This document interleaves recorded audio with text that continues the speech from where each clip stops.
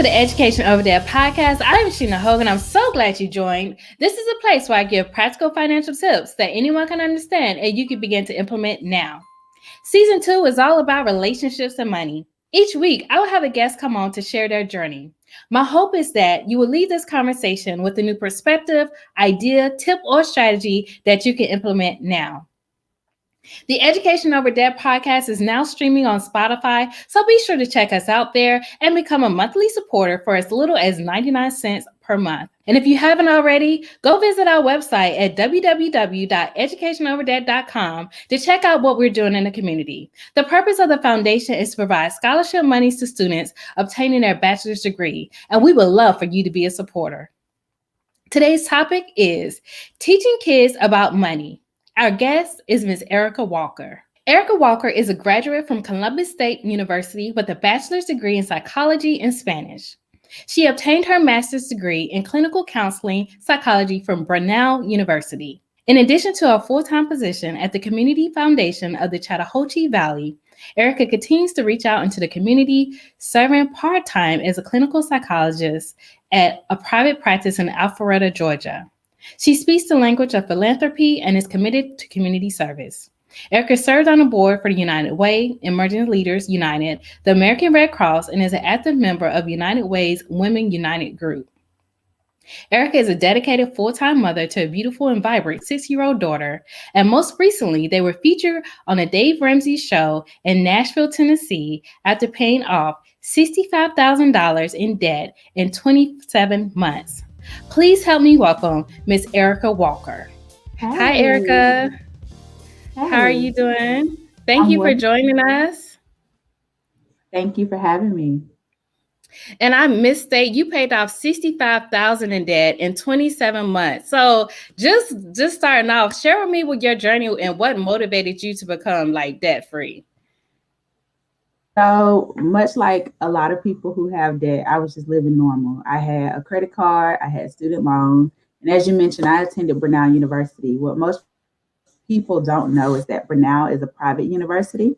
So apparently, if you don't go to a public school, you're going to pay a lot more money. Nobody told me about that. I knew I wanted to get an education, but I didn't know that it would cost so much. And I felt like I couldn't turn back. It was something that I wanted to pursue as far as my education is concerned. And for 2 years of school, it was over $57,000.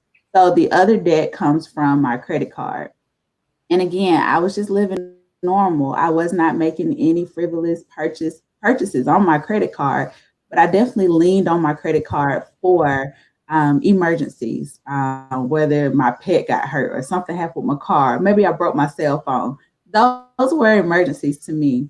But what really got me started on wanting to pay it off, I had a young daughter. I was doing things as a single mom, and I knew I had to live better. For instance, there was one situation where I was headed to work, and at the time, my dad and we actually worked at the same company. So a lot of times we would carpool, but on this particular morning, I did not, and my gas light came on. And I remember asking my dad, it took me a lot. I had to humble myself and ask my dad, hey, can I have some gas money? And he was a little bit confused because I think the perception that I gave many people is that I was okay financially. But I think that's what a lot of us do. We look the part and we don't have two dimes to rub together. But I asked my dad for gas money, didn't take me serious. Lunchtime roll around. I remember I rode with him. I think we got lunch together on his tab. And I asked him again because he didn't take me serious the first time. So I had to humble myself the first time. You can imagine how humble I had to be the second time. He was like, you for real? And I said, yes, I need gas money. And it hit me. I have a young baby and I can't even put gas in the car. So that was just my moment. The light bulb came on. I was just at a place in my life where I was like, I have to make changes. I have to make changes for myself, but also for my legacy, for my daughter. So that's what got it started. That's what really got things started for me, was being in a position to not put $20 worth of gas in the car. And why do you think it was so hard for you to ask your dad? I mean, that's like your dad, like your parents for money. Like, why was that so hard? Because most people ask their parents, don't think about it, but they won't ask us, other family member or a friend. They won't ask the money. So why was it so hard for you to ask your dad about the money? Well, anytime in the past, I know you seen Hillary from the Fresh Prince of Bel-Air. In the past, I'd be like, Daddy, can I have $300? And it was always a joke. But sometimes he would surprise me. He put the account. It hasn't happened in a long. But at that point, I'm grown and I have a baby of my own, doing things as a single mom. And for me to ask him, I knew he wouldn't take me serious. And that's exactly what happened. So it just reinforced my belief that he wasn't going to take me serious. Like, this was just her, like, Daddy, can I have $300 moments? But it wasn't. Oh, wow. Okay. So I guess I get that, because you had kind of did it before and all that good stuff. So Mhm. now that you are debt free and you did it in 27 months, you did the Dave Ramsey program. Is that how you paid off your debts? I did. You did. So Okay. tell you a little bit about Dave Ramsey. He is I pretty much say a self-made millionaire. He had millions and he lost it all. He declared bankruptcy and he gained it all back. And so basically his life's purpose is to help people get out of debt, but also to build wealth. And back in, I don't even know what year, maybe 2010, I started following his program, but I didn't have any debt. I didn't understand the concept of building wealth. And it really didn't apply to me. So I prematurely stopped his program. Fast forward to me going to school and actually obtaining thousands and thousands of dollars of debt. I decided, all right, let me give this guy a second look. And so I did. And one of my goals from the beginning, I really got on a plan. One of my goals from the beginning was to be on his show. And to be on his show, basically, you get to scream, I'm debt free. And I had the opportunity to do that. So to be on his show was my end goal. So that is kind of what helped motivate me, along with wanting to create a legacy for my daughter, but wanting to be on his show as well because millions of people follow him. And so, if I had my little 15 minutes of fame, that was going to be it. And so I did that. I followed his plan, which was to first save $1,000 emergency fund. And a lot of people think that's not enough, but the people who say that don't typically even have $1,000 or emergency. A lot of people agree with all the principles of his plan, but that was something I decided to dedicate myself to. So I did that. I got my $1,000 emergency fund. And as you can imagine, I don't know if you ever heard of Murphy's Law, anything that Mm-hmm. bad that will Yeah. happen and will. Well, as soon as I started his program, the day that I started his program, I started taking classes at a local church, and my AC unit went out, and I was like, "This can't be life." It was the dead of winter, and here in Georgia, that's not a big deal, the dead of winter, but for me, it was. My house was freezing. I have a little baby. I had to temporarily go back with my parents. So if that wasn't motivation enough to want to get out of debt so that I can do things the way that I need to do it, then that was my reason. That was another reason why. However, I was able to pay cash for that AC unit repair.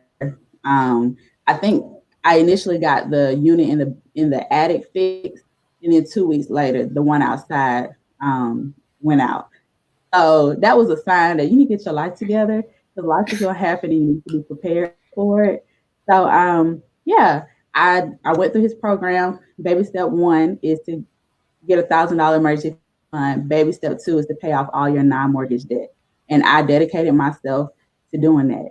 27 months of sacrifice and $65,000 later, I was able to go on his show in August of 2019 with my daughter and my parents.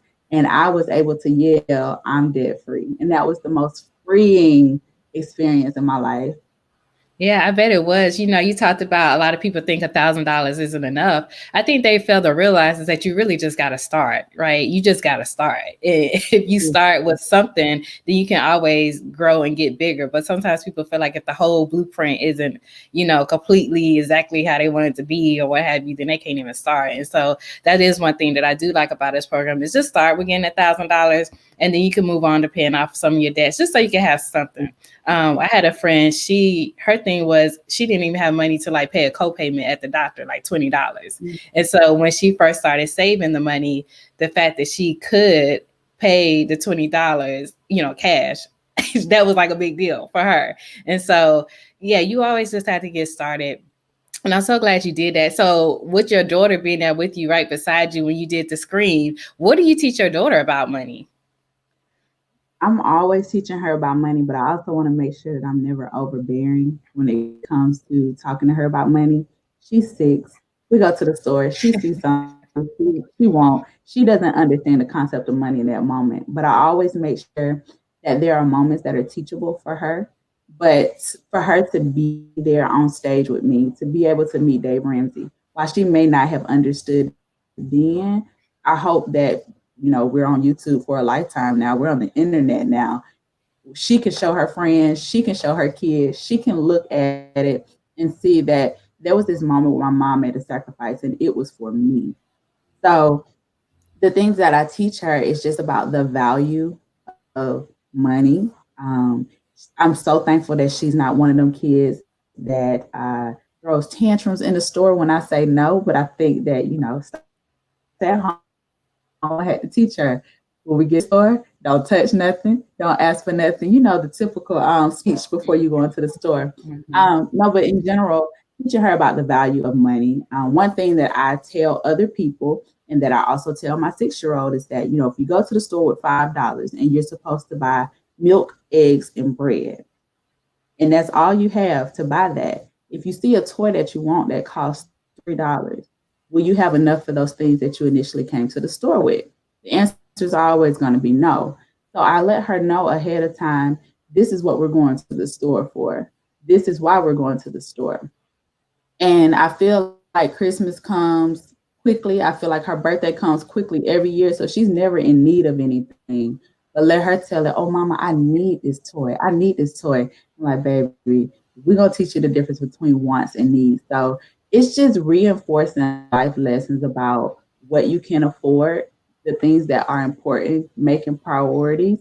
And so sometimes we have those middle of the store debates where I'm saying, the reason why you can't have this is because of this. Um, she gets her own money from family. She gets her own money from friends. But if you ask my 6-year-old right now, hey, here's $20, she'll say, Mama, can you go put this in my account? And if you ask her why, she says, because I want to buy my own car. So it's just about training them and making a priority. So a lot of times, she's sick, she wants toys. But when I teach her that when you work hard for things and you save up for them, you'll get those things. So her mindset for the past few years is put this in my account because I want to buy a car. Okay. And so with that whole teaching, I mean, you teaching her some valuable lessons. You teaching her a need versus a want, how to delay gratification, for that toy. And this is what we came in the store for. Do you work with other women that also share that same kind of like concept with them? Or how is that? Like, do you work in a community to share with women those concepts, and then how do they receive it? There are times when people reach out to me and ask me to speak to different groups at different events. And, sometimes I'll say yes if time permits. It's not my 9 to 5, but if time permits, it's something that I'm able to do. So most of the time people reach out to me. They contact me to facilitate those type of events to talk about my personal story. It's not often that you see a young woman, a young Black woman, a young Black single woman that's out here breaking barriers. And I say that gladly because I want to encourage people that it can be done. It's all about sacrifice. We don't win on accident. We have to make sure that we put forth the effort to get there. So yes, sometimes I talk to people. My friends know that I'm an open book about my finances. And to be honest, some people just aren't there yet. So I Mm. have several people that approach me, they call me, they text me, they reach out to me on social media, and you can kind of tell who's serious and who's not. And I'll be able to tell friends that when you're serious, let me know, and then I'll be willing to work with you. So I do it sometimes. So let me ask you this too. When you was going through this debt free journey and trying to pay off this debt aggressively, did you have support from, family and friends? Did most of your friends or anybody, family and friends, did they kind of like jump on board and it was like your supporter, your cheerleaders, or were they like some of the things you were cutting back? They was like, oh gosh, like it's so extreme, so drastic. Like let's say they wanted to go to the movies and you like, I can't go to the movies because I'm trying to do this. Like how did they, like while you was in the process, how did your family and friends receive you with your new I, changes? for the most part, people were supportive. I'm not gonna lie and say that people didn't joke about what I was doing. I had a lot of jokes. Even in the office at work, they said, Erica, we're about to go here, and you hear people say, if you didn't ask her 2 weeks ago, then it's not on her schedule. She didn't budget for it, and that was the honest truth. And even still, when people ask me to go out to eat, I would pack my own lunch and go. And I used to tell them, don't be concerned with the money I spend and the money I don't spend. You asked me to lunch, so you're asking for the fellowship. It shouldn't bother you that I'm not spending my money. Um, and honestly, my food tastes better than the restaurant anyway. But in general, people would joke about me and they thought that I was too extreme. But at the end of the day, everybody celebrated with me. And I welcomed that because it was a sacrifice. And so to stick to something like that for 27 months, people can either get tired of it, they can support you. Whatever they were trying to do, it really didn't matter to me. Some people said, Eric, you need to live a little. And I'm like, I am living. I'm living like this now so that I can live like no one else later. And that's one of Dave Ramsey's mottos. Live like no one else, so later you can live like no one else. Right. I think sometimes people just get And so caught up so in it. Oh, I was gonna say, yeah, I think sometimes people get so caught up in like the temporary situation that they forget that there is gonna be a tomorrow. Like, or you know what I'm saying? Like there will be a time when I can go and do all those things, but right now my focus is to do this. And like you said, that's really brave that you would actually take lunch with you to go out. Like me and my friends, we would joke, like we would just get an appetizer like chicken wings or something simple where we know it's something, like $10. It's like we had certain limits or maybe a salad or something like if we were to go out. So we could still fellowship, but we on the appetizer menu. We not getting an yeah, entree. So we used to kind of yeah, joke for and do sure. that. But yeah, some people it's really hard for them. I remember one time I told my friends I was cutting my cable off because I was driving a long ways. And I was like, well, why you cutting your cable off? Like, oh my gosh, like that was such a big deal. This was like back like early 2000s or whatever. And that was like such a big deal. But now hardly nobody has cable. Everybody's using all the streaming apps. But yeah, sometimes when you share with people what you're doing or some of the things you're doing, they think it's so extreme and it's such a big deal. But I had to come to the realization that a lot of times the people that you're talking to, they don't have what you want or what you desire. So I'm talking to them about cutting off my cable, but yet they have all this credit card debt.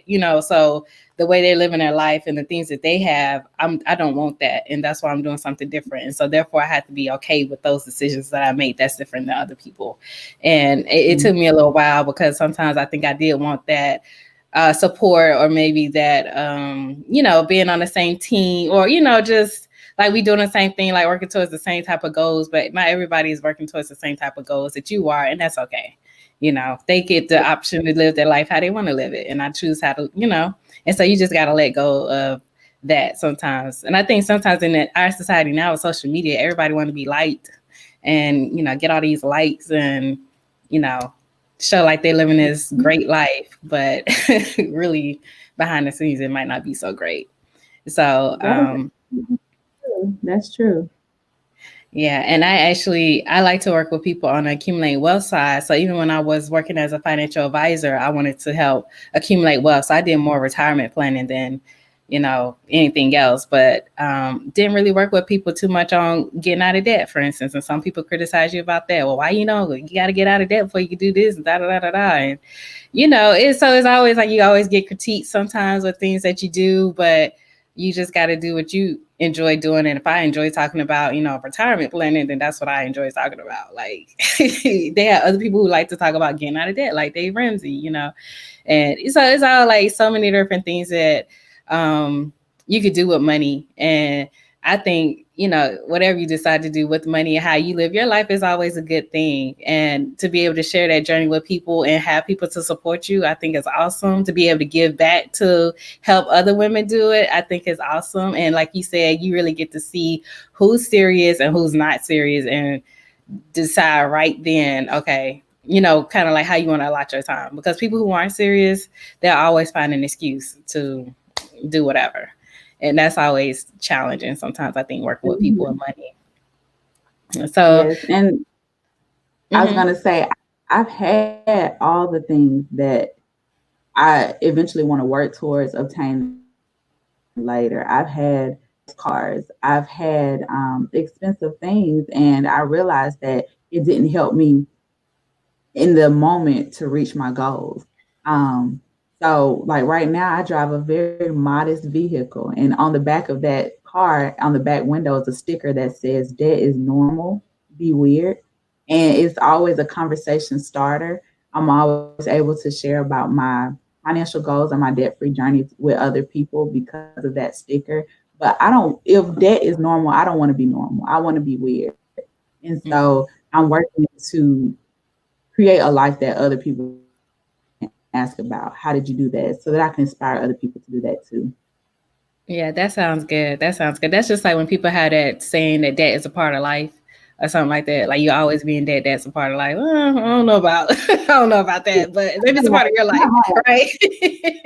Maybe it's a part of your life. But yeah, sometimes all the sayings and stuff, you never know how that stuff has an impact on you. I think how it has an impact on you in the way you live your life just based off of a saying. Like who came up with this saying, right? Yeah. Yeah. So I am going to start wrapping up, and I ask these rapid fire questions. And so some of the questions are like fun questions, and then some of them are a little bit more serious. Okay. So you ready? Of course. Okay. So paper or plastic? Oh dang. Paper? Paper. I thought you would say paper. If your life story was a movie, what genre would it be? If your life story was a movie, what genre would it be? Which one does the notebook fall in? I don't know. I don't know. I would like to think a comedy and then in my other life maybe an action movie, but I don't know. I don't know. Well, that's good. I like to think of mine as a comedy. Yeah. One piece of advice that you received that you think everyone should know or that we should totally disregard. Oh gosh. I think it had to do with relationships, something that my grandmother told me as far as finding the one. So if there's a lot of women that listen to your teachings, I would say find a man who loves you more than you love him. And while people might think that's pretty shallow, I think in this day and age with the influence of social media and people straying from their relationships, you find somebody who will basically fall for you time and time again, despite the distractions that are out there. So that's my advice. Oh, that's good. I like that one. I've heard that before too. Find a man that loves you more than you love him. Yeah, I think that's good. Yeah. Okay. How would you describe success? Wow. Success is something that you work for. It's not often that success is something that falls in your lap. I said earlier is that you don't win by accident. You have to be intentional. So success is something that you work for. That's good. Success is something that you work for. And then my last question, in 3 words or less, describe yourself. Like in 3 words or less, how would you describe yourself? Oh my gosh. If this was a different day, I could shoot off those three words. Let me think. Let me think. I would like to say, number one, that I am intentional. Number two, I am a believer. That's like two words, but so intentional believer. And number three, driven. Oh, that's good. Intentional, a believer, and driven. That's good. That's good. Wow. Thank you so much for sharing that with me, Erica. How could people get in contact with you? Well, you can look me up on Facebook just by my name, Erica Walker. But also, if you want to connect with me on Instagram, it's Madam Thrift 88, Thrift 88. And that's about it because I'm really not all over social media. Facebook, Instagram is where you can reach me. All right. Well, thank you, Erica, for joining us today and sharing with us your story. I would definitely put all of your contact information in the drop box in the comments below so people can get in contact with you and find out some more successful tips for how they can pay off their debts. If you're working on your financial goals, be intentional. Don't be swayed by the outsiders. Do what you got to do to build your legacy and have fun while doing it. Oh, wow. That's a great close. That's a great close. So thank you so much, Erica. I will talk with you soon. Wow, that was amazing. We learned so much from Erica. She shared with us the importance of teaching your kids about money, how to help your kid understand the difference between a need and a want, how to handle delayed gratification to focus on the end goal of what you are trying to do financially. She also shared with us that she had a few critics along the way, but at the end, everyone was there to help cheer her on as she celebrated paying off $65,000 worth of debt. And last but not least, she told us how we need to be intentional about the goals that we want to achieve in life. No one else is going to do it for you. So you have to make sure that you are very intentional and set up steps and strategies to achieve what you want out of life. We thank our guest, Erica Walker, for joining us today on the Education Over Debt podcast. Thank you for tuning in to the podcast, and be sure to check us out on Spotify and visit our website at www.educationoverdebt and become a supporter of the foundation of what we're doing in the community. I am Sheena Hogue. Remember to live life, love life, and be well.